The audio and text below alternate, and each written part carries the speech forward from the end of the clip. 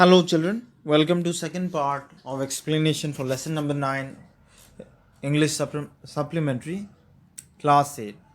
The lesson is named The Comet. If you remember in the last video I have given you a detailed explanation of part 1 of the lesson named The Comet. So today we'll start with part 2 of the lesson.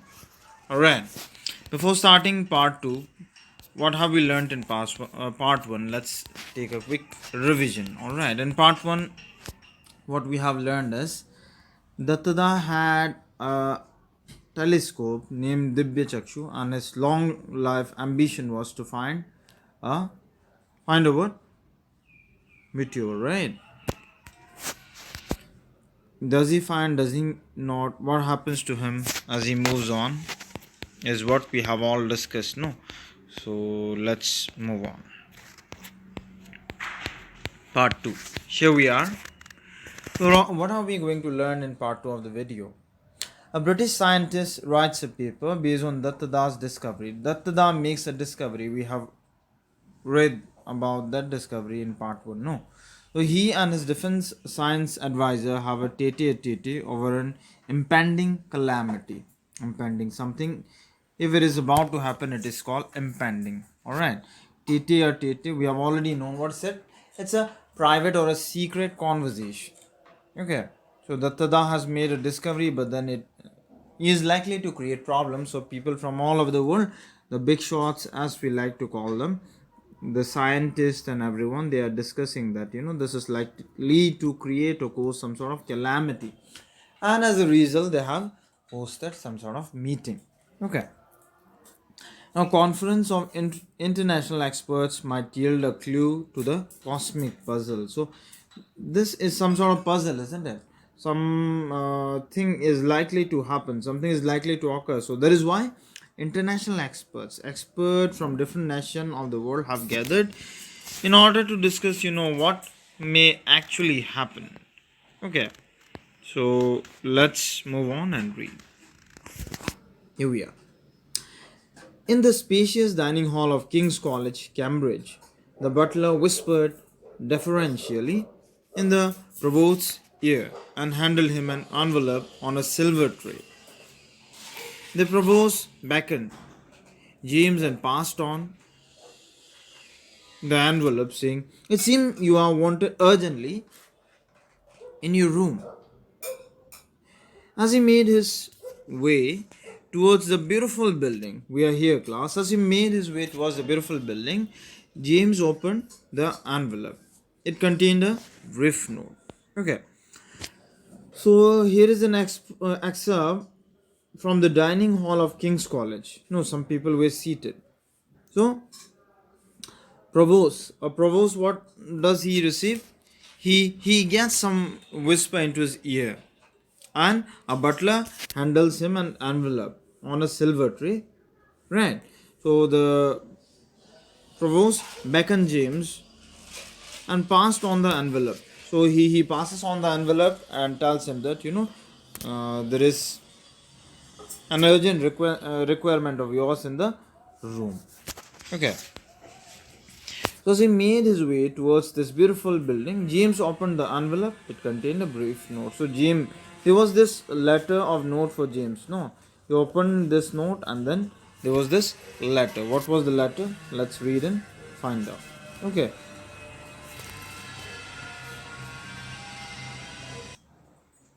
Yeah. So it says, "Dear Dr. Fawcett, the bearer of this note has been instructed to bring you to my office in London tonight. Please come without delay. I'm making arrangements for your overnight stay in London. I regret the inconvenience caused to you and request you to keep your visit strictly confidential. Believe me, it is absolutely essential. Yours sincerely, John Macpherson." Isn't it? So reading the letter, he gets to understand that he is supposed to visit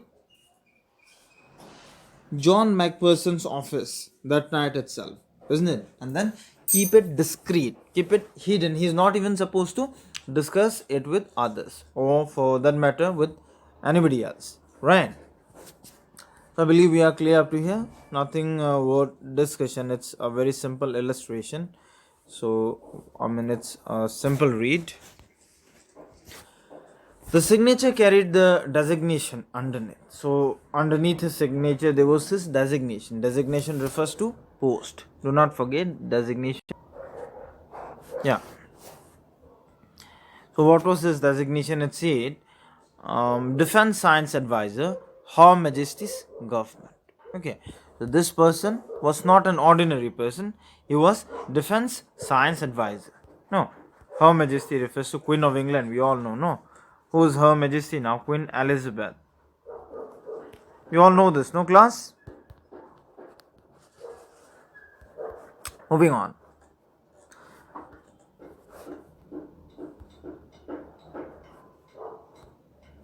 Let me zoom it up for better visibility. Yeah.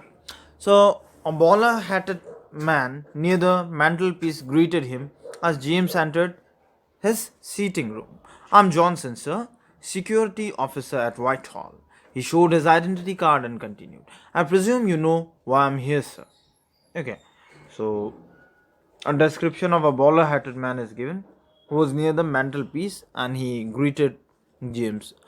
If you see someone for the first time, or whenever you meet someone for the first time on the day, you greet them. No, good morning, good afternoon, good evening, depending on the time you meet him. So James was greeted by Johnson. Okay, he says, who was the security officer at Whitehall.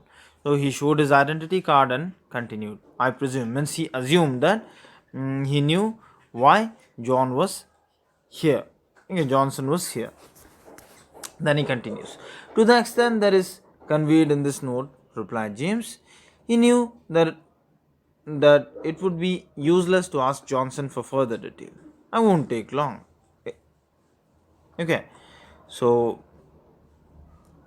James made simple reply. He said, I receive a letter. I am not going to take long, these and that. Okay. So Johnson's Ford Cortina brought them to the Whitehall. Ford Cortina, this refers to name of car. I believe everyone knows that. You all know this already. Okay. So Johnson's Ford Cortina brought them to Whitehall in less than 90 minutes. So they took to traveling. No. It took them another 10 minutes to reach the chambers of Sir John Macpherson.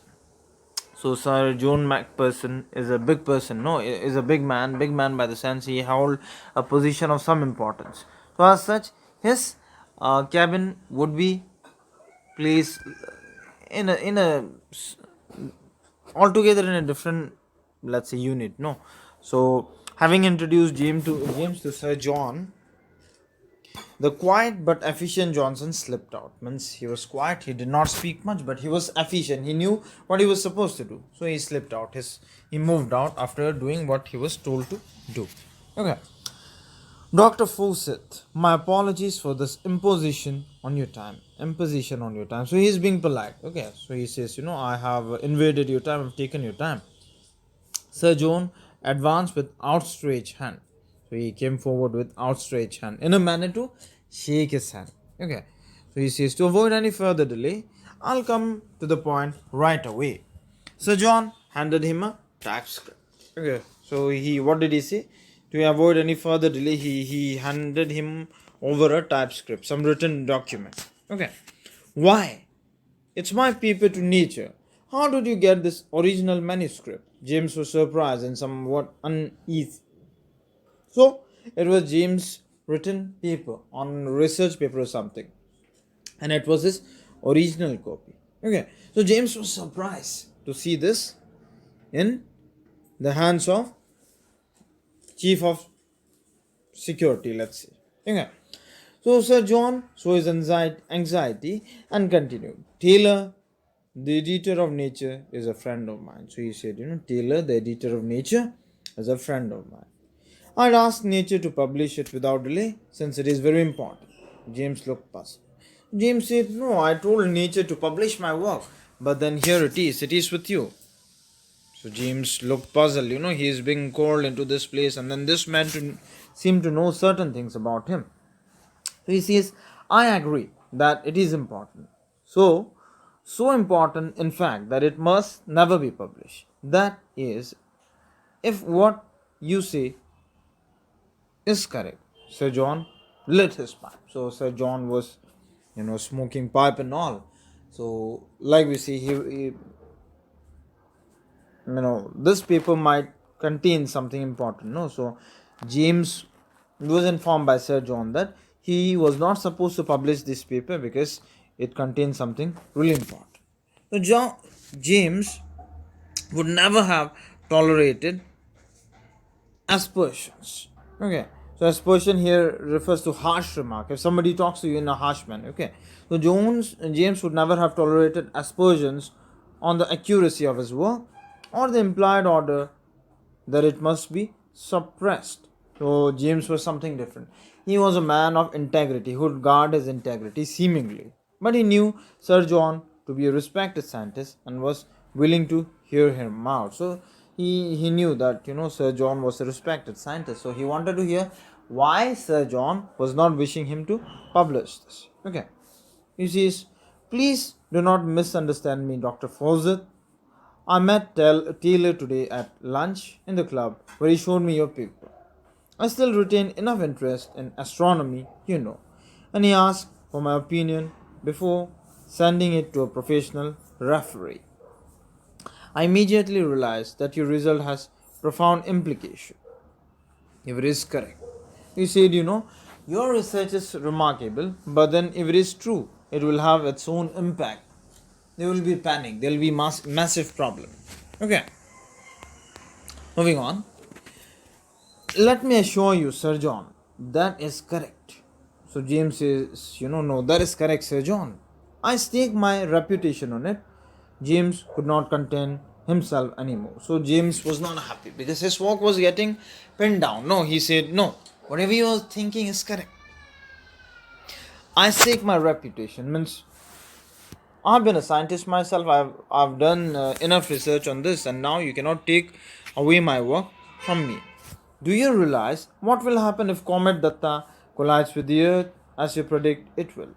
He says, Comet Datta, remember the same comet found by Dattada. Alright, so he says, do you even realize what will happen if Comet Datta collides with the Earth as you predict it will?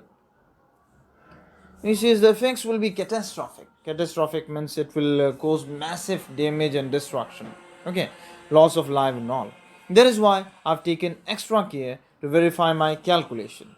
Barring rare circumstances, the collision is inevitable. So James was confident that there will be a collision of Dattada with Earth, and as such, whenever if a comet collides with Earth, Earth is likely to suffer massive damage, and in this case something similar was expected. Okay, but Sir John picked out one of the qualifying phrases. He says, what are those rare circumstances? Well, it might collide with some asteroid before reaching here. So he says, before reaching the Earth, it may collide with some asteroid, or it might just split up near the sun, or it might evaporate. So there are certain other exceptions that may happen, but then the chances are rare. But one can count on this. Just a second, class. Alright, let me clean this up for you. Yeah, let's continue reading. But one cannot count on this fortuitous circumstances. Means circumstances that may happen by chance. He says, we are not supposed to count on this. We have to proceed on the assumption that Comet Datta will collide with the Earth. Cometary collisions are expected to occur once in 10 million years, but now we know that the next one will occur in a year. So now James was very confident that the next collision will occur, in next year, and he also gave further details on the occurrence of collision. According to him, collisions occur every 10 million years, and this year, according to him, was inevitable. 10 months to be precise, interjected James. So James said, 10 months. Thank you for the correction. Do you realize that we have only 10 months of survival left for the entire living species on the Earth? Don't you think we have to do something to stop all this? So So he says, there must be something we could do. So what does he say? A fleeting smile crossed James's face. So James was smiling, just like a civil servant, as if we are here a minor breakdown of law and order, he thought to himself. Aloud he said, how may I ask you, can we prevent this natural catastrophe? So James was sure that this is a likely natural catastrophe, and he was chuckling, he was smiling. He says, how do you even think we are likely to stop this? This is not a petty law breaking by some people. Okay. He says, I don't know, but we have no option but to try. I think we need more than two brains to handle this situation. It is essential to call an urgent meeting of experts from all over the world to think of a countermeasure, and of course in total secrecy. So he says, it is really important for all of us to decide on this, because if it collides, the earth is likely to crash. So it is important for us to devise a solution, maybe, if it is possible. Think of the panic in the world if this dreadful news leaks out. So there will be massive panic. Imagine if we were to know that 1 year, 2 years from now, there will be no earth left on earth. Sir John glanced at the manuscript in James's hand. So Sir John took a look at the manuscript in James's hand. My suppressing this paper will not hide the truth, Sir John, James said. There are others who will arrive at the same conclusion sooner or later. So he says, just suppressing my paper is not going to help you in any way. He says, do not suppress it, but tone it down. Just, don't make it a massive news, just tone it down, layer by layer. Add many ifs and buts to make your conclusion appear not so certain. It will exert all my influence with friends in other countries to make them exercise a similar restraint for a while. He said, we should make some restraint. We should not simply leak out the news that we are all going to die in a few months' time from now. Otherwise, there will be massive problem. For how long, he says.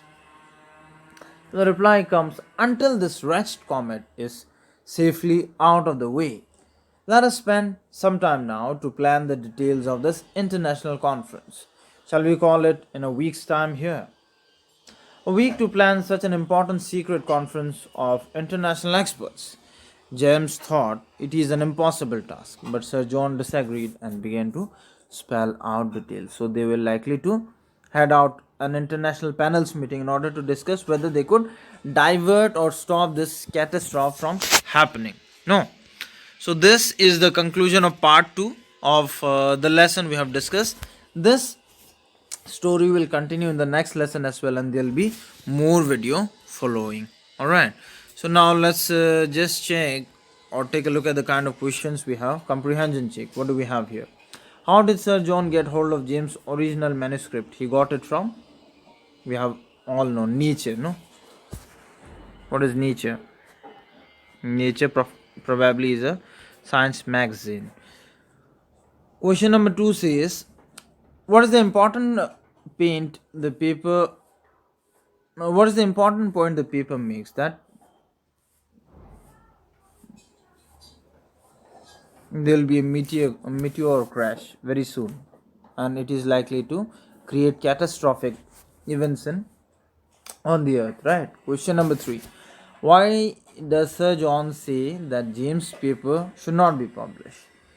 In order to stop panic mongering among masses, right?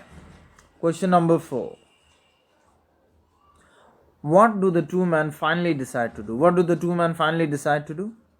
They decided to call on a meeting of the international experts in a week time to discuss if this matter could be resolved or if there is a possible solution to this. No. So this is the conclusion, class. What else do we have? We have causes, and all those things. Nothing much to discuss here. So this is the conclusion of first lesson on comet discovered by Dattada. As we do further reading, we get to know that this comet is likely to crash, and as a result, two scientists have met and they are likely to call up a panel of international scientists to discuss on the mat. Okay. So with this, we come to conclusion of today's class. Thank you everyone for joining in. Let's wind up this session here. Bye bye.